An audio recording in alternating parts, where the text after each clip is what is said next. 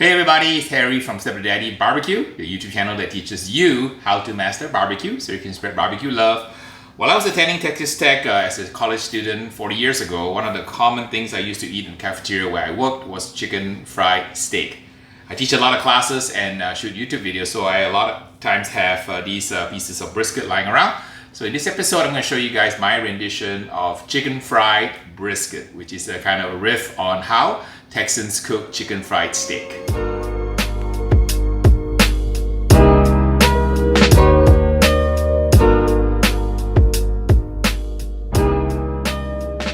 Some of the specialized equipment you need when making a chicken fried steak obviously is a mallet because you use it to kind of hammer out the steak. I like to play toys, so I got my jacquard out to play with. We've got some eggs, some cornstarch here, and some baking powder, a little bit of the buttermilk, and some flour, and we're ready to get started. Let's begin by trimming off the fat of the brisket. So,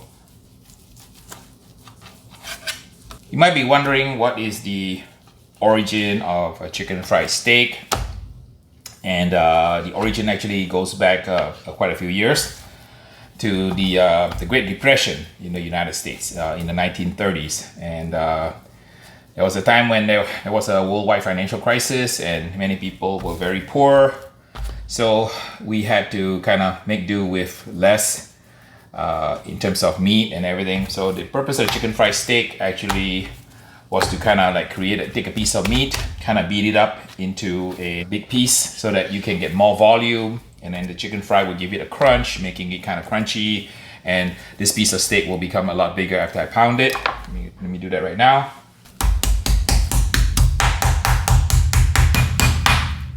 So beating it also tenderizes it and spreads out the steak here. Spreads out the brisket. Okay, jacquard it a little bit.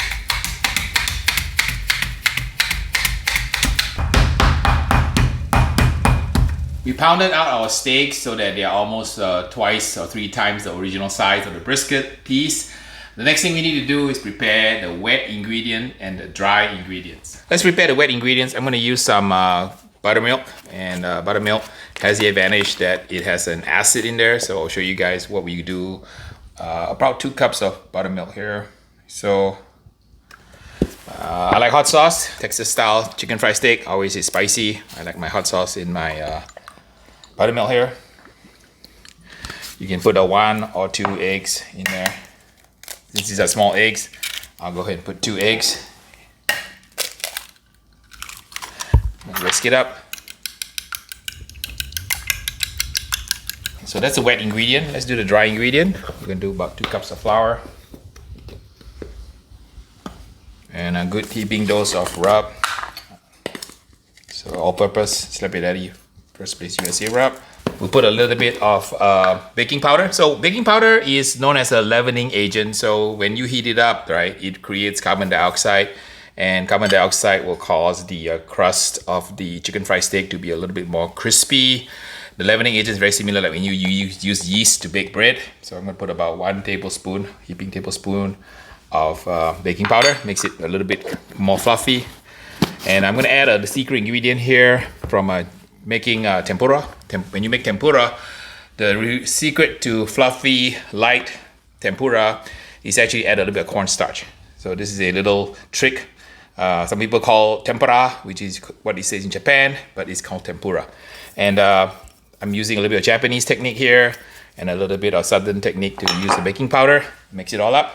So I told you guys, right, when I cook like an MMA fighter. I have no classic training, so I cook using the best techniques from around the world. So it doesn't matter if it's jiu-jitsu, it's judo, karate. I use everything I can to cook when I cook my food. I borrow traditions around the world. I just borrowed one from the South and borrowed one from Japan, using some of the cornstarch to give a crispiness that you normally get when you do tempura in a Japanese restaurant. It's nice and fluffy. So my seasoned flour is ready. My wet ingredients are ready. Let's go over and fry up some chicken fried briskets. As you can see, I took a piece this size and we hammered it into basically a large piece like this. This is really super thin, almost paper thin. and we're ready to kind of dip into the batter now. I'm gonna basically cut this in half because it's a little bit too big. So let me cook this chicken fry into 2 pieces like so. First thing you want to do is you want to dip it in the wet solution here. And I like to do a couple of dips here. Just make sure it's nicely coated with the buttermilk. Dip it into the seasoned flour. And you can see the oil here. The oil is going to be heated up to around 350 degrees.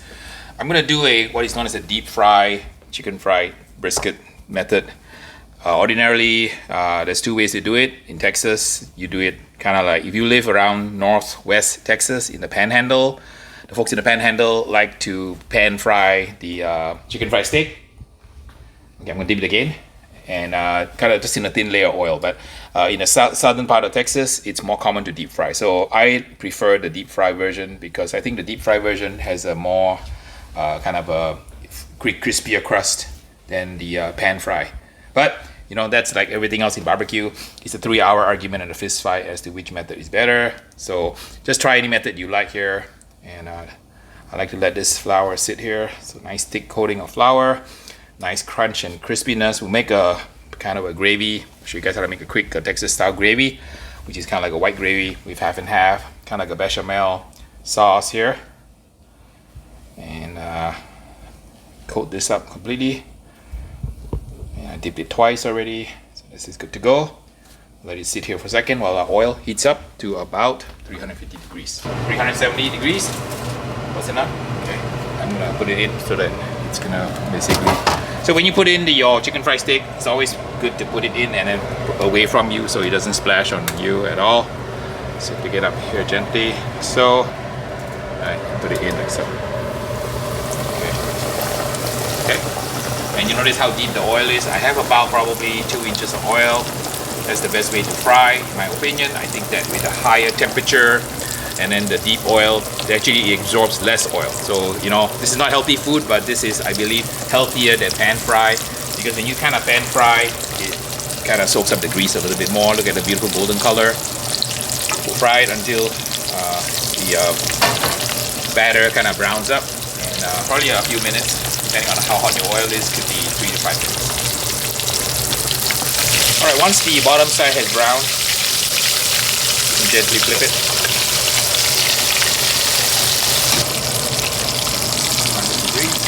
Done. Beautiful golden crust, super crunchy. Let it rest where I rack.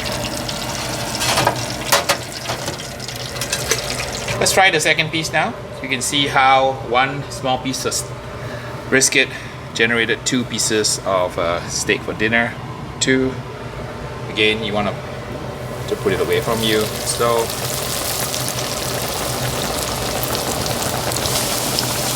you can see from the size of this chicken fried steak and this one here. So essentially 1 small piece of meat this size here yielded 2 servings. So you can see how this was very important in depression. You could essentially take a small piece of meat, you know, kind of pound it out, coat it so that it has more bulk and volume, and then kind of feed your family when food was scarce during the Depression. This has now become a Texas favorite, and whenever you go to Texas, this is kind of like comfort food that most people enjoy on a weekly basis. I just did it differently with brisket. Typically, it's cooked with a top round, top sirloin, or bottom round, and you pound it out. You can already buy the steaks already pounded out in the grocery store, but here I have a brisket, so I pounded it out with the mallet. So look at how fluffy it is, because we use some techniques from Japanese cooking here. And flip it over 1 time. Beautiful. Let's go ahead and make some gravy now. And we're gonna make a blonde roux with some flour, the flour that we cooked the chicken fried steak in. The roux is made usually using a flour and a fat. In this case, I can use the extra grease here, but I decided that for more flavor, I'll use butter. The ratio of the flour to fat is about kind of 1 to 1. So I have a stick of butter here. Put in some of this flour. 1 some flour. Put down the roux, so it's a blonde roux. The browner the roux, the nuttier the flavor, but then the less the thickening power. So you can decide what kind of style you like. They're also all good. Some people like a brown gravy, some people like a white gravy, more like a bechamel. So once the flour has been cooked and the raw flour flavor has dissipated, we can add a liquid. I'm going to add a little bit of half and half.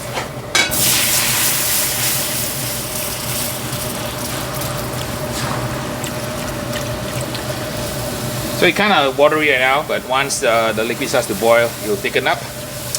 And how thick you want your gravy is up to you. Just keep stirring it so that it doesn't burn. And then you want to kind of work out all the bits of the cooked flour at the bottom so that it has got good flavor. And then you cook it until it coats the back of a spoon. And the gravy tends to be thin when it's hot, but after it cools down, it'll get thick. So you want to adjust the gravy accordingly. So I always like to kind of finish my gravy a little bit thin, because I know when I put it onto my chicken fried steak, it's going to thicken up. Okay, so the gravy has kind of thickened up a little bit here, and the way you want to test it is if you can coat the back of a spoon like that. This is pretty good. So now to season it, season it with a little bit of salt and a black pepper. I like a lot of black pepper.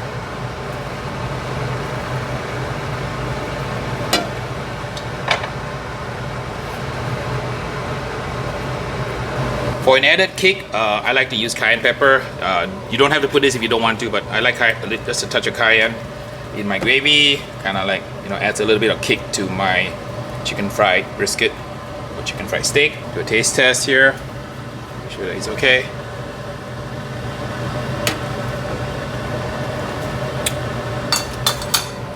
Very good. With a little bit more salt. And this is ready. Let's eat. So here's the final plated dish of a perfectly cooked chicken fried brisket, pounded out into 2 portions. So my son's Brian's gonna have the other portion here. Look at that, super beautiful. So I wanted to kind of get a shot of pouring gravy down, because that's what makes it special, is the gravy. And I like a lot of gravy on mine, so that it's kind of smothered in gravy, and gonna be super duper delish, and brings back memories of my time in Lubbock, Texas, enjoying chicken fried steak. Except today, doing a chicken fried brisket. I like mine with heavy duty gravy on everything here. Look at that. And of course, you serve your traditional green beans and corn. Very, very traditional sides to a Texas style chicken fried steak. All right, so here's the final moment here. Look at how crispy this thing is. You can feel the crunch, the crispiness.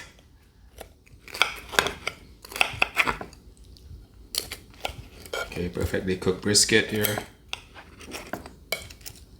Trying to pick up the crust here with the brisket itself. All right, here we go. Okay. The brisket is super tender because it's been beaten into paper thin. The crust is super crunchy. It's got the right amount of saltiness. The gravy, is my opinion, is what brings it home, because you gotta have, chicken fried steak with smothered in gravy and that beautiful flavor and crunch. Really one of the best comfort foods out there.